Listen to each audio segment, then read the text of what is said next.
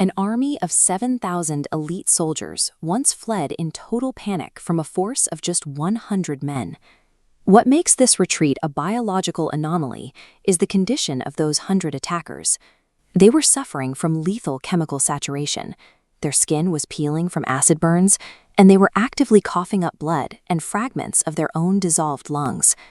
The event took place at Osowiec Fortress in August of 1915, during a war that challenged the known limits of human endurance. To understand what happened, we have to look at the chemistry of the weapon used, the physical state of the defenders, and why a professional army suddenly lost its nerve. Today, the encounter remains a documented anomaly in military archives, sitting at the intersection of human biology and mass psychology. By the summer of 1915, German forces were frustrated. Their conventional artillery bombardments, some of the heaviest in the world, had failed to force a Russian surrender. Seeking to break the stalemate, the German command shifted to chemical warfare, waiting weeks for a steady wind to blow toward the Russian lines. On the morning of August 6th, they activated a massive industrial manifold of pressurized cylinders, releasing thousands of pounds of chlorine and bromine gas. The resulting chemical wave stood 30 feet high as it rolled across no man's land. It was so corrosive that it instantly blackened the grass and turned any exposed copper equipment green from oxidation. While some units in 1915 were starting to receive protective eye goggles and early respirators, the Russian defenders had no such equipment. This wasn't a tactical maneuver. It was an engineered extermination intended to ensure a 100% casualty rate. When chlorine gas is inhaled, it reacts with the moisture in the human throat and lungs to create hydrochloric acid.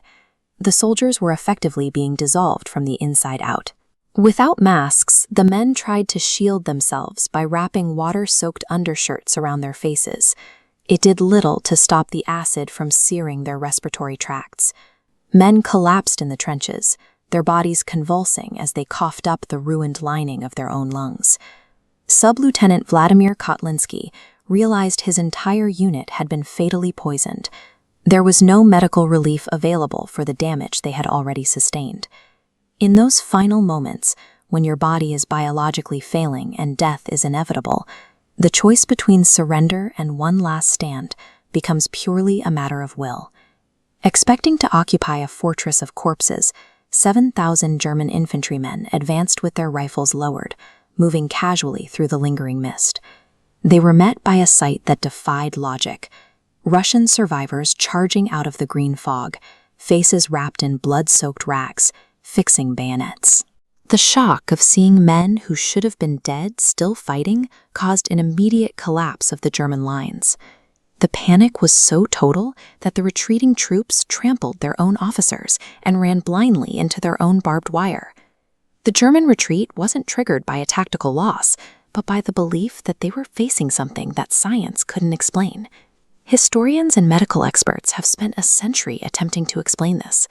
One theory suggests a massive adrenaline surge, but adrenaline cannot oxygenate blood if lung tissue is physically destroyed by acid. Others suggested a wind change gassed the Germans, but meteorological records confirm the wind blew away from them. This leads to the skeptical conclusion that the entire story is exaggerated wartime propaganda. However, that theory is contradicted by the German military's own internal records, which explicitly verify the mass panic and disorganized flight of their own troops.